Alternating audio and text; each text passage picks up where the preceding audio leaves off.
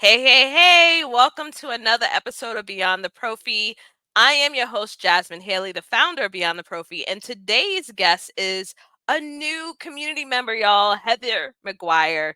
This is her first time here on the podcast, and I cannot wait to delve into her journey. She's been in dental for over 10 years. She's held various roles, such as being a dental assistant, a hygienist, sales, and positions in DSOs, as well as hygiene leadership. Here's some other cool factors about her. She is a master practitioner of neuro-linguistic programming, mental and emotional release, and hypnosis. And we're so excited to hear about her journey and share some of the gems that she has learned along her way. Welcome to the show. Thank you. I'm so excited to be here. Yeah, I'm super excited to have you here. And I'm glad that you answered the call to share your story. So I love how you've had various different roles in your career. So let us know, like, currently what you're doing now. Yeah, so I've actually been in dentistry for 20 years. I practiced chairside Okay. hygiene for 10. I was like, I could go with 10. Like I look a little younger. I just celebrated a birthday yesterday. So having a little midlife, I haven't figured out if it's a crisis or a breakthrough. Um I'm in that so right now. Okay. it's all the mindset on this one. So I'm having a midlife thing. So Yeah. having to admit that I've been in dentistry for 20 years is I'm kind of swallowing hard there. But yeah, so I am currently the director of hygiene development for Save a Dental Team. We're an emerging DSO based out of Michigan, and we have 7 locations in Michigan and Ohio right now. I love it. I love it. I love it. And please excuse that typo. But me and you are That's both. We're okay. riding hard for dentistry for 20 years. For Yeah. 20 years. Oh my goodness. I know. Wild. Where does it all go? I know, I know, I know. So for you, you've had so many different roles. I would love to know, like, what was the motivating factor for you to really be okay with spreading your wings and trying out different things in your own career? I've always had that desire to learn and know more. And when I was an assistant, I really wanted to experience what the hygienists were doing. Mhm. I valued and respected the position that they had with their patients. I felt like it was more intimate and the relationship that the hygienist and the doctor had together. So I've always been very aware and observant of my surroundings, and listening to that small voice inside of you. I think you talked about it on a podcast that you had done recently, but listening to that voice inside you when you want to grow and not hushing it, not putting Mm, those limiting beliefs on ourselves of, I can't do that, I won't do that, I'm not smart enough, I'm not good enough, I only have my associate's degree, I have to go back to school. Like, those are all fear-based thoughts that we tell ourselves to keep us small, mhm. right? And sometimes we get in our own way the most. And when I listen to that small voice inside of me that says, go see what's over there, I want to know why I'm drawn to that. And I just keep pushing through and I learn what I can. Every role that I've been in has been a learning opportunity to take me to the next level. And I remember when I was a hygienist, so this was probably in 2012. It was the first time I worked in a DSO, and I had a director of hygiene. And man, did she inspire me. And she's still a Mhm. very dear friend of mine. Marlene Casey she's with 42 North, I think now. But at the time, she was my very first relationship in a role like this. And it was the very first time I had my eyes open to how big this little industry can be. Mhm. And she was just took me under her wing, and she would teach me the newest technologies. She would teach me how to be more efficient in my time. She would teach me little tips to have for patient communication. And I would love when she came in, and I learned so much from her. And I remember telling myself then that I wanted to be like that. I wanted to be able to be fulfilled and give back in my role. And it had always been a goal of mine to be a hygiene director. And Mm. I actually went when she transitioned out of that role and went somewhere else. I actually interviewed for her position, and I had a lot of those doubts. I had a lot of that. I sat at that board table and I went, I'm too new in my career. I'm not smart enough. I don't know enough. I'm not her. Mhm. And I didn't get that position because of those doubts. But I used that Mm. opportunity to learn and grow what else I needed to do to continue to advance my career. So, listening to what your desires are and then finding out your Mhm. resources that you need to take that next step and that next action. I love that. There was something that you shared, Heather, that I definitely want to touch on for the listeners because I was like, "Ooh, this is good. This is that spark, that jolt that some of us are waiting for." And you mentioned that some people get stuck in thinking that are going to be handed a golden ticket of some sort. And it is the reality of it is that you have to put in action and to do the work. What did that look like for you? So, I look at things through 3 different filters: mindset, skill set, and action. And all of those things have to be in line for change to happen. So I can have the desire. I can have that desire to grow out of the operatory. I could have the desire, I'm a director right now. I have the desire to be a vice president of an organization one day. So I have the mindset of growth. So when you want to change, for me, it's looking at, what do I believe I'm capable of this? Where is my mindset around it? Do I think I can't do it, or I won't do it, or am I waiting for that golden ticket? But if my mindset is clear and I know like putting a GPS coordinate in on your phone, if I know where I want to go, I might not know how I'm going to get there because there's going to be detours and construction and, an accident or two along the way. But if I have a clear pinpoint of where I want to go, then the way will appear. So is my mindset clear to where I want my next goal to be? If my answer is yes to that, then I can move into what is my skill set. What skills do I need to obtain to get to that level? And what skills do I already have? What can I maximize? What resources do I have available to me? Maybe it's a course I need to take. Maybe it's a coach I need to hire. I wanted to get to number one in my sales career when I was on the vendor relationship side. I hired a sales coach because I knew what I wanted, but I didn't have the skills to get from where I was to where I wanted to be. So I had to hire a You better coach. preach. I hired a coach. And Uh, guess what? I ended the year number 1 because I yes. hired a coach and I had accountability. And what he gave me was an action plan because my Mm, mindset was there, my skill set he was helping me develop, and I had an accountability and an action plan so that I couldn't just sit there and say, well, it's just not coming to me. It's just not mm, coming to me. I had to have a specific outlined goal of, okay, if I wanted to be number 1, this is the big goal. And I got to chunk it down. What do I need per month? What do I need per week? What do I need per day? And now I have a daily action plan to improve my skills, to get to my mindset, to get to my GPS coordinates. ooh, so good. And what you shared is a great example of entrepreneurship, of entrepreneurial thinking, because what most people don't realize, leaders, business owners, we reverse engineer our goals. We say, this is our goal. What do I need to do quarterly, monthly, weekly, daily to be able to Yes, reach that annual goal, that's right? right. And we don't go about our day to day without any sort of intentionality. We are constantly thinking about, how does this specific step or action lead me to where I want to be? And so I Hmm. love that you shared that because that's exactly what most people who are deemed successful, and I'm using the bunny ear quotes, are deemed successful in their industry, every single one of them are doing that. Ooh, that was Yes, good. That was yes. so And good. then, That was so good. thanks. Um, and I hear so many hygienists that say, and I'm in so many of the Facebook groups that we're all in, and everybody says there's no opportunities out there.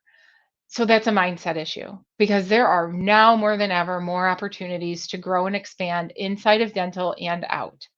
So Mm, that's a mindset issue. Um, mhm, skill set, is, what are you doing in your role that you're currently in? Track what's trackable. a lot of times when we talk, like as a hygiene leadership role, and I come in and I will mentor and talk to some of the hygiene teams, and I'll say track what's trackable. A lot of times we get this: I don't want to talk about money. I don't want to sell. I don't want to Mhm. talk about money. I'm here for Yes. patient care. I'm not going to talk about that. Don't come in here and talk to me about money. But if you know the business acumen, if you know the business end of your clinical career, that is what's trackable. That's what's gonna set your resume Yes. apart. And it's not about here's Yep. for all the listeners, here's the key here. Here's my insider trader secret. It's not about the numbers that are on there. It's about the fact that you track them and you have that higher level thinking to say, here is my contribution and my impact on this organization. And I want to be part of the whole. So it doesn't matter if your numbers are small, it's the fact that they're on there and that you've taken an Yes. And action you can plan. speak their language. You can speak the Mhm. leadership's language. Yes, Ooh, yes, that's that's good. exactly right. That's exactly right. Mhm. So I appreciate you sharing that because I have found, for the last 5 years, I've actually built my business outside of dentistry, and I've been in a lot of different rooms compared to when I was only in dental rooms, and I'm been having some deep conversations with women business owners, other leaders, and I'm talking about like rock star business owners. I had never met a woman leader that had hundreds of employees. I'm like, "What?" And they build it from scratch, okay? Wow. So it's remarkable to hear that, but it's also very interesting how many of us in dentistry, we shy away from understanding that everything on the planet is centered around production of revenue. There's nothing we can't give what we're doing out to the community without some funds coming in. Yeah. There's everything is revolved around that. We're in a capitalistic society, so it's like, why can't we talk about those things? And I love the fact that that you mentioned that. I'm curious to know, because before we came on, y'all, Heather showed me all her best angles. She also showed me what she was discussing prior to having this interview today, and she talked a little bit about I can't. So I would love for you to kind of dive into some of the adjustments we need to make as professionals with using words like that. Yeah, so outside of dentistry, I study human development and the unconscious and conscious mind. And Mm, I've spent the last 4 years being certified in neurolinguistics programming, which is how our neurology, how our brain waves mhm, and our language go together to form our programs or our patterns. mhm, So the unconscious mind is our driver. The unconscious mind is responsible. It's our goal getter. So we can set a goal in our conscious mind. And our mhm, unconscious mind is the goal getter. Our conscious mind is responsible for reason and logic and our five senses. Our unconscious mind is what drives all of our behavior. It runs our systems. It breathes. Our heartbeats. All of these things are happening in our unconscious mind. So when our conscious mind wants one thing and our unconscious mind does not have that same belief, that's where we're not in alignment and that's where we struggle to reach our goals. mm, So, a very big indicator of when our unconscious and conscious mind are off and they're not congruent is when we catch ourselves saying, I can't do that, or I won't do that, or anything that ends in the int. And mm, there's another part of our brain, the reticular activating system, and that gets turned on because its job is to prove us right. It's our mm, filter. All of our mhm, experiences are going to filter through this. So if I buy a bright yellow brand new sports car because I think that it's unique and this is the best car in the world, I now have it. My reticular activating system says I have this car, it's the best car in the world. Guess what I'm going to start seeing?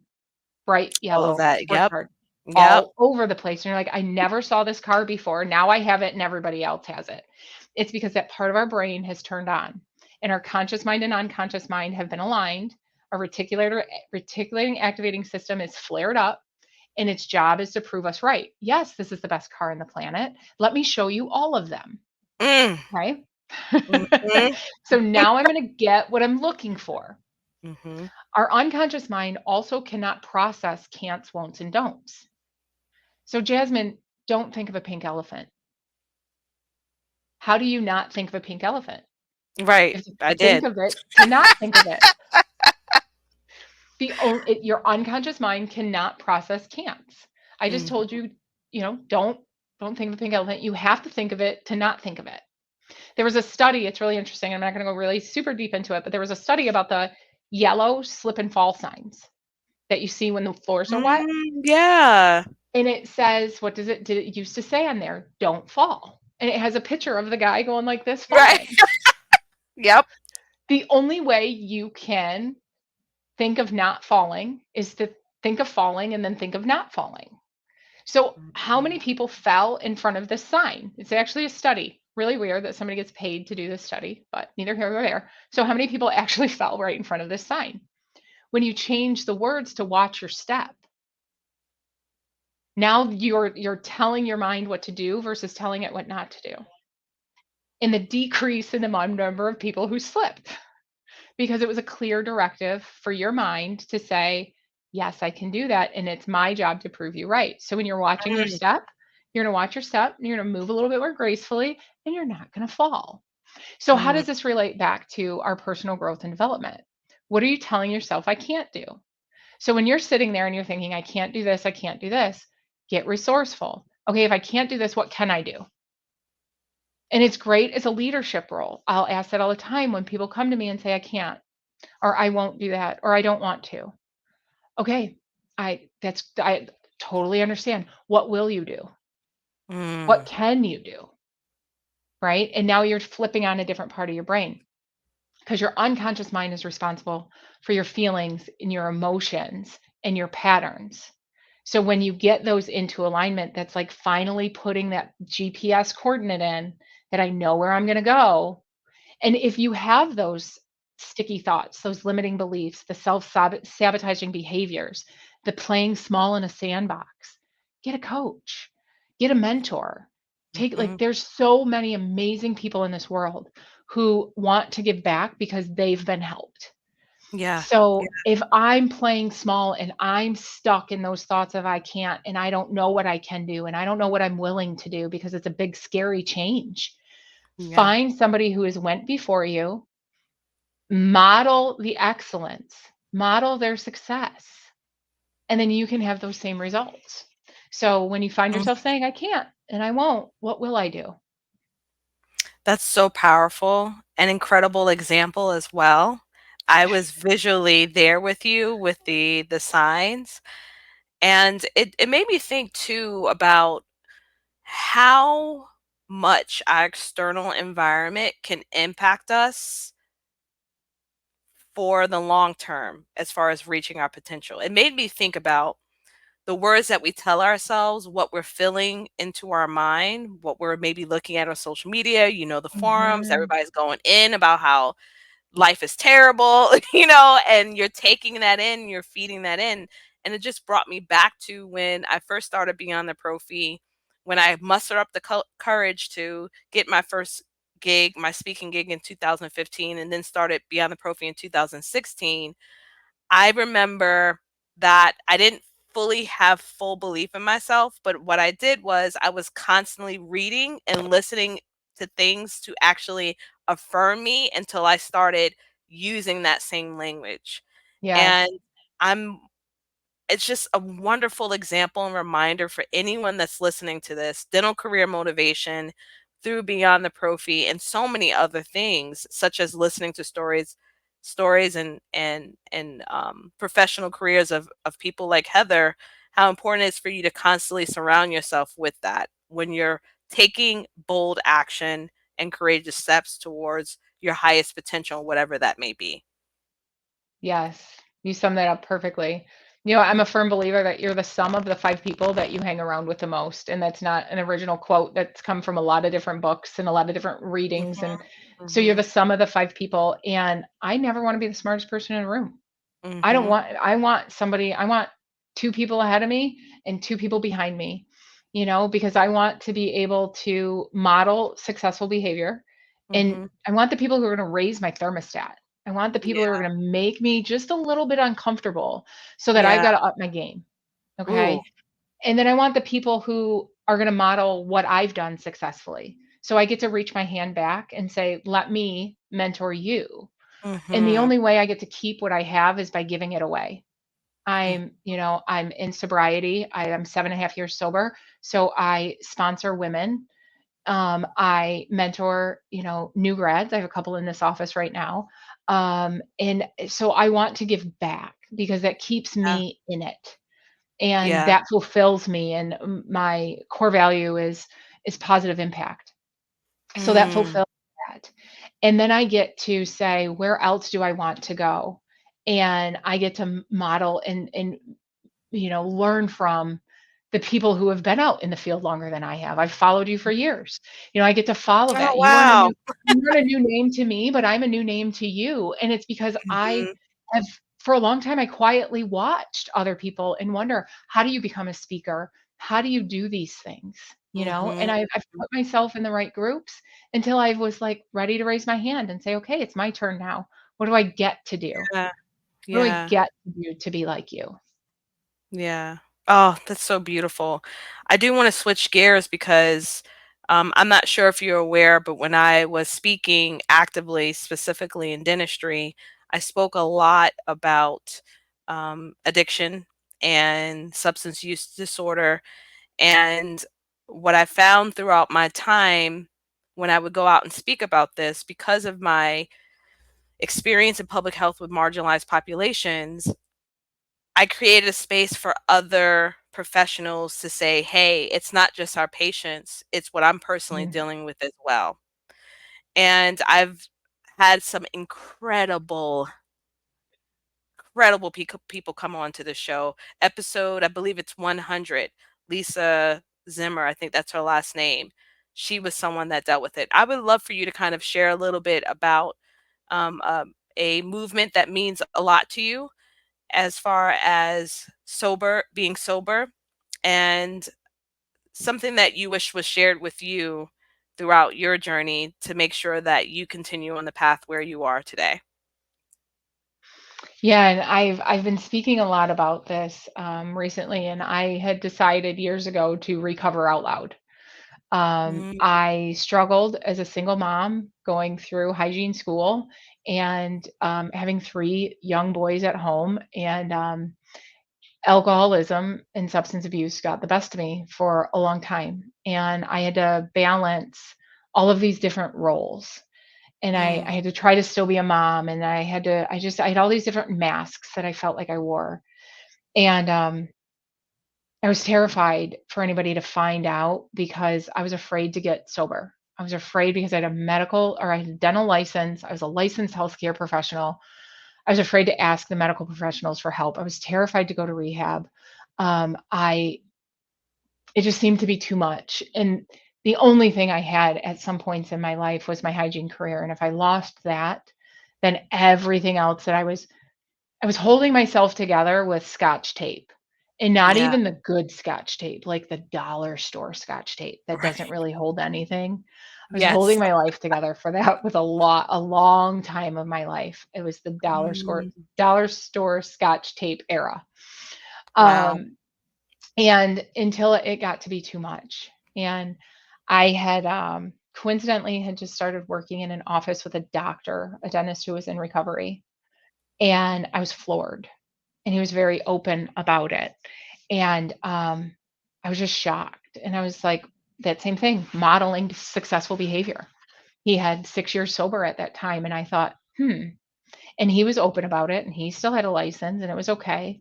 So I got to the point where I was spiritually, emotionally, and mentally broken enough that I reached out and asked for help. And I did not go to rehab. I was still scared of that, but I did find my way into a recovery program. And then I started putting my life back together, and I wanted to do more. That nudge came of, let's do something more than clinical hygiene. And I got the opportunity to be in the vendor sales side. And now I was sober and I was surrounded by alcohol again. And I was Mm. scared. I was scared. I was 2 years sober when I left clinical hygiene. And I was in with all the flashing lights and the national sales meetings and the cocktail hours and, you know, all of the lights and the glitz. Yeah. And I didn't know how to be a professional woman and be in sobriety. I didn't know because that small voice in my head was telling me because your glass had something in it different than my glass, and I'm drinking juice boxes in the corner or club soda and lime, and you're drinking something, an adult beverage, that somehow you're better than me. So I was starting to play small again in my own mind, or I was feeling super uncomfortable. I didn't know how to network without that courage in my cup. I didn't know how to travel through an airport without sitting at a bar beforehand because my mind glamorizes a glass of wine while you're sitting there in high heels, you Mm, know? mhm. I didn't know how to life. I was sober. I got that part down, but I didn't know how to be a professional woman in it. So Mhm. earlier this year, I came across Laura Nelson and Margie Scheller, and they're the founders of Sober Life Rocks.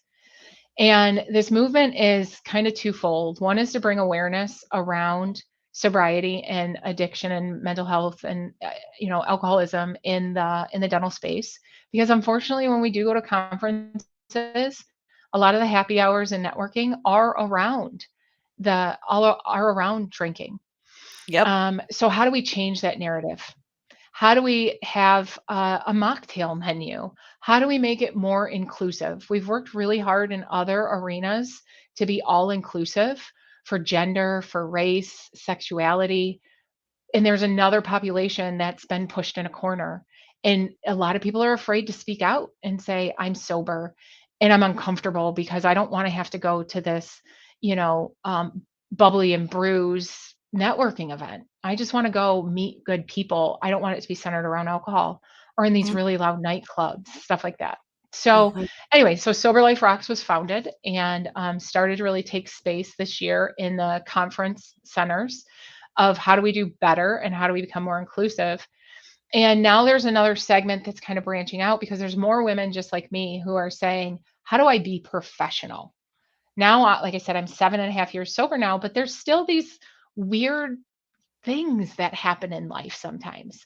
So it's a community of people that are coming together to do monthly mastermind meetings, to do coffee hours, to meet up at conferences before the day starts so you can have that good mindset and to have this network of other professional people who are navigating this landscape of life with club soda in their cup and how to get Mm, through that limiting beliefs of I don't know how to do this. Again, it's the network of people to get through the can'ts, and don'ts. I don't know how to get through some of these things sober and alone. When you're in a conference or you're at a seminar and you're alone and you go back to your hotel room, it can be a little nutty in your head. So now if I have a network of like-minded people, my can'ts or I don't know how to do this alone turns into I did that. And that's yeah. what Sober Life Rocks is really, what that movement and what that organization is really about. So check it out. They've got a website, they've got social media platforms. Anybody can reach out to me and ask me anything. And the plea I put for every time I'm on a podcast is if you are struggling um, with any substance abuse, you're not alone. And I will always, always take a phone call to help guide you to where you need to be to get to the level of life that you deserve to be. Yeah. Thank you so much for sharing that. I feel like a shift happened for me because I've been on dental conference floors, vendor, exhibit halls where they're handing out mimosas and all alcohol. And I've actually made a conscious decision to lessen the amount of alcohol that I drink only because I am now about to be 40 years old in a few months. And it doesn't settle well for me. I don't sleep well. I don't sleep well. It doesn't My body is just not responding to it.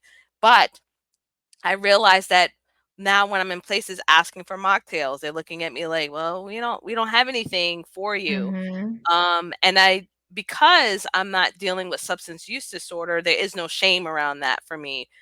or vulnerability in asking for that, right? And so I love the fact that you just really highlight stuff that goes through the mind of those who may be challenged with that, and how we Mhm. can create more of a welcoming, supportive environment for everyone. And I think it's brave to start a movement like that. But it's also necessary. It's a necessary conversation, because the more people that are behind scenes not being able to be out in the open, more harm is done. And we need community for us to Yes. all grow. Yes, that's right. That. So I um I know that I want to be respectful of your time, and I also want to make sure that everyone knows where to find you. Before we do that though, if you can just go back to the start of your journey, um or it could be midway, what piece of advice would you give yourself? What's one piece of advice that really stands true for you?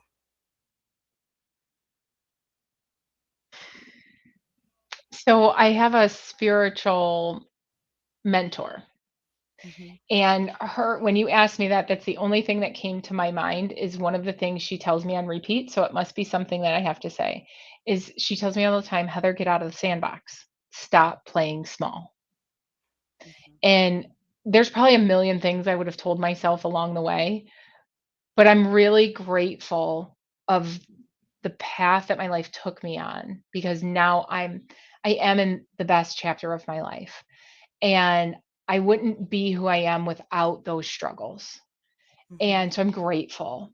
But when you asked me that, that was the first thing that came to my mind. So that must be what needs to be said is just stop playing small. Get out of the sandbox, dream big, and go for it. Just go for Yes. it, because life, I mean, life is what you're going to make it. So what are you going to plug into your brain, because its job is to prove you right. So put the Mhm. good stuff in, get out of the sandbox, and just play a big game. I love it. I love it so much. All right. So if listeners are interested in contacting you, how do they find you? Yeah, I'm on Facebook, Instagram, and LinkedIn. Heather McGuire. I think on Facebook I'm Heather McGuire RDH. Everywhere else I'm just Heather McGuire. My website is www.mcg. Let me say it again, www.mcgcoaching.com. And unfortunately, because I'm not that cool yet, you do have to type in the www, because Google doesn't know that I'm an actual person. So if you just type in MCG coaching, you will not find me. So do the www first. Unless a lot of people hurry up and go to my website, then maybe Google will know that I exist. Let's But for support her right and go to now, that website, y'all. for right now, you gotta type in the whole thing. Um, That's and funny. yes, I do coaching, one-on-one coaching. Mhm. And for any of the listeners, I say 30 minutes, it tends to be 60-minute kind of check-in discovery call to see if I can help you with your mindset, skill set, or action. So my Calendly link is on my website. Just put in the comments that you were from Beyond the Prophy, and I will gladly spend an hour of my time with you. Awesome. Well, thank you so much, Heather. You are amazing. I love learning more about you, and I'm so grateful that you decided to come on the show and share your story with us today. Thank you so much for having me. It was a lot of fun. Awesome.